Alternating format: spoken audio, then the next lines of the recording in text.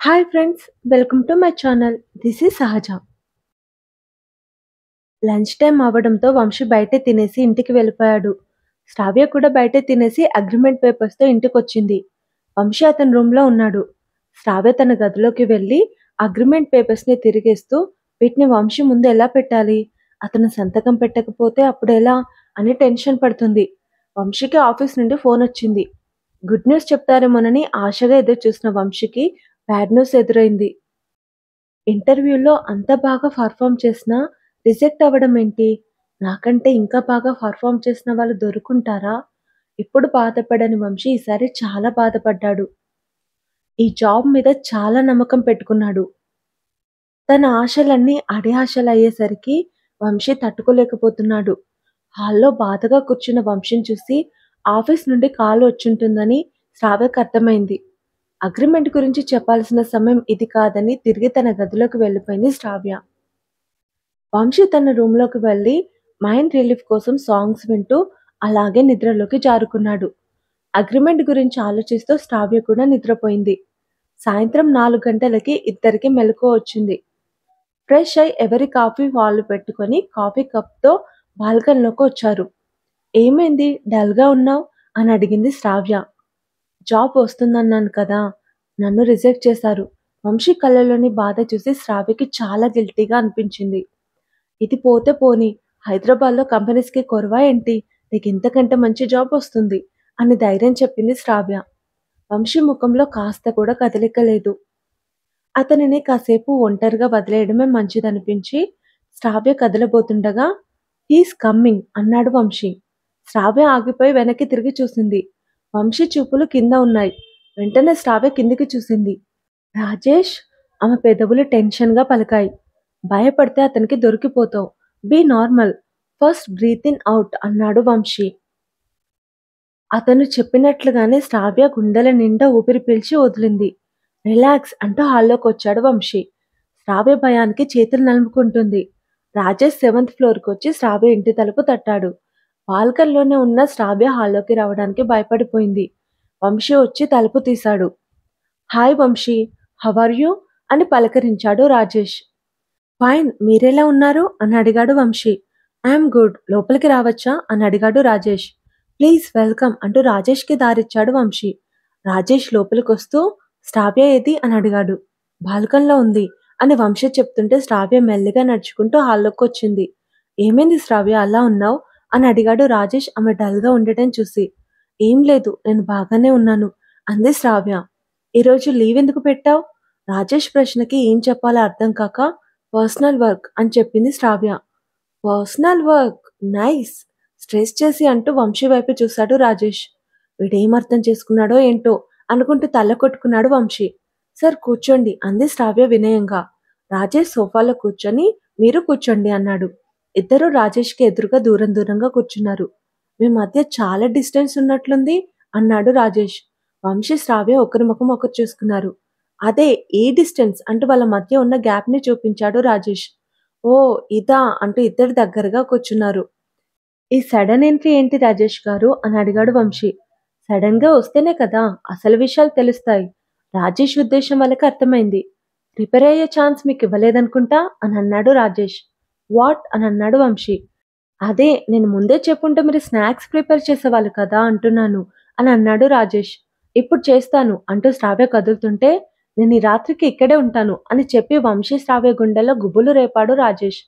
Relax guys, రాత్రి కంటే రాత్రంతా కాదు, డిన్నర్ వరకు ఉంటాను అని చెప్పాడు రాజేష్. ఇద్దరు ఊపిరి పీల్చుకున్నారు. నేను కాఫీ తీసుకొస్తాను అని చెప్పి శ్రావ్య కిచెన్లోకి వెళ్ళింది. నువ్వేం చేస్తుంటావు వంశీ అని అడిగాడు రాజేష్. జాబ్ సెర్చింగ్లో ఉన్నాను అని బదులిచ్చాడు వంశీ. ఏం చదువుకున్నావు? బీటెక్. ఓ ఐటీయా, నా కంపెనీలో నీకు జాబ్ ఇద్దామనుకున్నాను. మాదేమో కన్స్ట్రక్షన్ కంపెనీ, నీదేమో సాఫ్ట్వేర్. ప్రొఫెషన్ వేరు. హాయిగా శ్రావ్యతో కలిసి వర్క్ చేసే ఛాన్స్ మిస్ అయిందే టీజింగ్ వాయిస్తో అన్నాడు రాజేష్.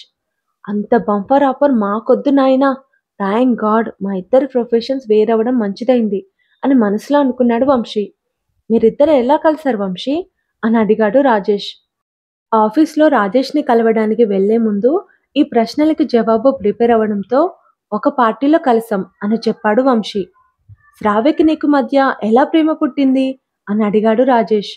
చూడగానే ప్రేమ పుట్టిందని చెప్తే ఏ కథలు చెప్పక్కర్లేదని ముందే అనుకోవడంతో లవ్ ఎట్ ఫస్ట్ సైట్ అని చెప్పాడు Vamshi. I don't believe this love at first sight. It's a trash. చూడగానే పుట్టేది అసలు ప్రేమే కాదు. అది ఆకర్షణ. అందంతో కలిగే ఆకర్షణ. అంటే మీ మధ్య ఆకర్షణ ఉందన్నమాట. ప్రేమ లేదు. రాజేష్ మాటలతో శ్రావ్య కంగారు పడుతూ కాఫీ కప్తో అతని ముందుకొచ్చింది. రాజేష్కి కాఫీ ఇస్తూ వంశీ పక్కన కూర్చొని లవ్ ఎట్ ఫస్ట్ సైట్ అని చెప్పాలని మనం అనుకోకుండా ఉండాల్సింది అనంది శ్రావ్య. వీటికి ఇలాంటి ఒపీనియన్ ఉందని మనకేం తెలుసు? ఏం చెప్తే ఏం కౌంటర్ వేస్తాడో అర్థమే చావట్లేదు అని విసుక్కున్నాడు వంశీ. ఇద్దరు చెవిలో మాట్లాడుకోవడం చూసి మర్చిపోయాను. మీరు చెవులను చూసి ప్రేమించుకున్నారు కదా? ఫస్ట్ సైట్లో హియర్ చూసి లవ్ చేసుకున్నారైతే. అతని మాటలకు నవ్వాలో ఏడవాలో అర్థం కాలేదు వాళ్ళకి. అంతా నీ వల్లే. చెవులను చూసి ప్రేమించానని ఎందుకు చెప్పావు? వంశీకి మాత్రమే వినిపించేలా కోపంగా అడిగింది శ్రావ్య. నువ్వు కూడా చెప్పావు కదా. నువ్వు చెప్పావని నేను చెప్పాను అంది శ్రావ్య. నేనేం చెప్పాలో తెలియక చెప్పాను అన్నాడు వంశీ. అదిగో మళ్ళీ చెవులు కొరుక్కుంటున్నారు. చెవుల మీద ఎంత ప్రేమ ఉంటే మాత్రం గెస్ట్ ముందు అలా చేయడం కరెక్టేనా? అతని వెటకారం మాటలకి వంశీకి కోపం వచ్చి వీడు టూ మచ్ చేస్తున్నాడు అని తిట్టుకున్నాడు. మీ ఇల్లు చూపించరా నాకు అని అడిగాడు రాజేష్. ఇద్దరి గదులు చూస్తే ఇద్దరు విడివిడిగా ఉంటున్నట్లు రాజేష్కి తెలుస్తుంది. అందుకే శ్రావ్య భయపడిపోయింది. చూడడానికి ఏముంది సార్, ఇది ఒక హాల్, అది కిచెన్, అవి 2 బెడ్రూమ్స్. ఉన్న చోట నుండి చూపిస్తూనే అంది శ్రావ్య. దగ్గర నుండి చూపించరా అని లేస్తూ నాకు మీ ఇల్లు చూడాలనుంది, లెట్స్ గో అంటూ ముందుకు నడిచాడు రాజేష్. వంశీ అతని వెంటే నడిచాడు. శ్రావ్య టెన్షన్తో మెల్లిగా అడుగులు వేసింది. ముందు వంశీ రూమ్కి వెళ్ళాడు రాజేష్. శ్రావ్య గుండెల్లో రైలు పరిగెడుతున్నాయి. ఈ కబోర్డ్లో ఏమైనా పెట్టారా అంటూ తెరిచాడు రాజేష్. శ్రావ్య భయంగా కళ్ళు మూసుకుంది. రియాక్షన్ నేను రాకపోయేసరికి మెల్లిగా కళ్ళు తెరిచిన శ్రావ్యకి ఖాళీ కబోర్డ్ దర్శనం ఇచ్చింది. షాక్ అవుతూ వంశీని చూసింది శ్రావ్య. వంశీ మెల్లగా కళ్ళార్పాడు. శ్రావ్య తేలికగా ఊపిరి పీల్చుకుంది. రూమ్ అంతా ఇంచు ఇంచు స్కాన్ చేశాడు రాజేష్. వంశీ వస్తువు ఒక్కటి కూడా కనిపించకపోయేసరికి where is the rest room అని అడిగాడు రాజేష్. వాష్రూమ్లో ట్రిమ్మర్ లాంటి బాయ్ థింగ్స్ చూస్తాడని శ్రావ్యకి మళ్ళీ భయం మొదలైంది. రాజేష్ వాష్రూమ్కి వెళ్ళి చూశాడు. అక్కడ ఏం కనిపించలేదు. శ్రావ్య రూమ్కి వచ్చారు ముగ్గురు. రావడంతోనే రాజేష్ కబోర్డ్ తెరిచాడు. శ్రావ్య బట్టల పక్కనే వంశీ బట్టలు కూడా ఉన్నాయి. వంశీ వస్తువులన్నీ శ్రావ్య గదిలోనే అమర్చి ఉన్నాయి.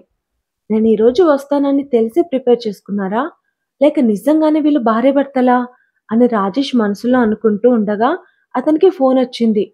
ఓకే, నేను ఇప్పుడే వస్తున్నా అని ఫోన్ పెట్టేసి నేను అర్జెంటుగా వెళ్ళాలి అని చెప్పాడు రాజేష్.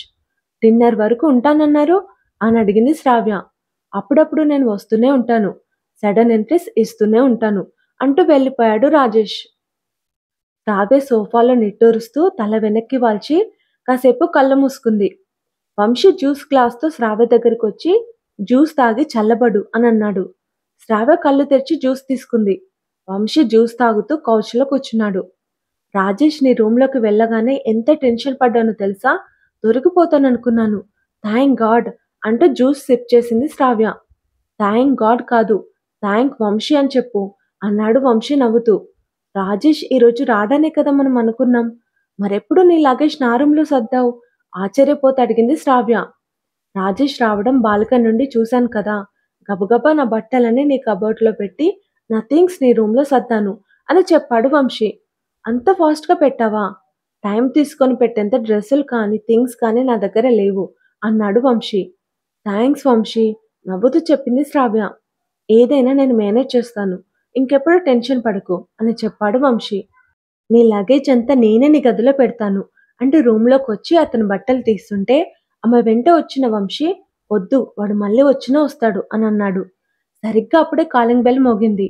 వంశీ వెళ్ళి తలుపు తీశాడు. అతను అన్నట్లుగానే రాజేష్ మళ్ళీ వచ్చాడు. ఆ తర్వాత జరగబోయేది నెక్స్ట్ ఎపిసోడ్లో తెలుసుకుందాం. ప్రతిలిపిలో ఈ స్టోరీ పేరు ఏంటని అడుగుతున్నారు. ఈ స్టోరీ ప్రతిలిపిలో లేదు, అసలు ఎక్కడా లేదు. ఫస్ట్ టైం నేను యూట్యూబ్లోనే పెడుతున్నాను. అసలు ఏమైందంటే నేను ఒక ఆడియో స్టోరీస్ యాప్ కోసం ఈ స్టోరీ రాశాను. 8 months బ్యాక్ రాశాను. ఏమైందేమో తెలీదు, ఆ యాప్ వాళ్ళు ఏ స్టోరీ పెట్టట్లేదు. 8 మంత్స్ నుండి. వెయిట్ చేసి విసుగొచ్చేసింది. నాకిక స్టోరీస్ కూడా లేవు. అందుకే నేనే ఈ స్టోరీ వాడుకుందాం అనుకుని ఇక్కడ పెడుతున్నాను. మొన్న అన్నారు 'అవని' నేమ్ ఎక్కడి నుండొచ్చిందని. అసలేమైందంటే వాళ్ళు నాకిచ్చిన క్యారెక్టర్స్ నేమ్ సూర్య, అవని, దినేష్. ఆ క్యారెక్టర్స్ పెడితే ఏమన్నా ప్రాబ్లమ్ అవుతుందేమో! పైగా నాకు ఆ పేర్లు కూడా నచ్చలేదు. అందుకే నేను ఓన్‌గా ఈ పేర్లు పెట్టేసుకున్నా. వంశీ, శ్రావ్య అని. ఇక దినేష్ కుమార్ పేరు అనుకోని నా పరిణయంలో నేను ఆల్రెడీ ఎప్పుడో పెట్టేసుకున్న పేరు. అందుకని ఏ పేరు మార్చినా మార్చకపోయినా ఈ పేరు మాత్రం ఖచ్చితంగా మార్చాలి. బికాజ్ 2 స్టోరీస్ ఒకటే టైమ్‌లో ప్లే అవుతున్నాయి కాబట్టి మీకు కన్‌ఫ్యూజింగ్‌గా ఉంటుంది. నేనెంత జాగ్రత్తగా చెక్ చేసి కరెక్ట్ చేసినా కూడా ఎక్కడో ఒక దగ్గర అవని, సూర్య, దినేష్ అనే పేర్లు ఉండిపోతున్నాయి. వాళ్ళెవరో అనుకున్నారు. అవని అంటే శ్రావ్య, సూర్య అంటే వంశీ, దినేష్ అంటే రాజేష్. నేను జాగ్రత్తగా చెక్ చేస్తాను. బట్ ఎప్పుడైనా ఈ పేర్లొస్తే మాత్రం కన్‌ఫ్యూజ్ అవ్వకండి. ఆ యాప్ వాళ్ళు 30 ఎపిసోడ్స్‌లో కంప్లీట్ చేయమన్నారు. ఒక్కో ఎపిసోడ్‌కి 1000 వర్డ్స్ రాయమన్నారు. ఇంత తక్కువ టైంలో సస్పెన్స్ థ్రిల్లర్ పెట్టి కంప్లీట్ చేయడం కష్టం. అందుకోసం ఏం చేయాలో నాకసలు అర్థం కాలేదు. ఈ స్టోరీలో ఏం రాయాలో కూడా నాకు తెలియలేదు. అందుకే హీరో, హీరోయిన్ గిల్లి గజ్జాలతో మొత్తం లాస్ట్ వరకు కంప్లీట్ చేశాను. స్టోరీ టోటల్‌గా ఎలా వచ్చిందో నాకు తెలీదు. మీరే చెప్పాలి. ఎలా ఉంది ఇప్పటి వరకు స్టోరీ? కామెంట్స్‌లో చెప్పండి. Thank you. బాయ్.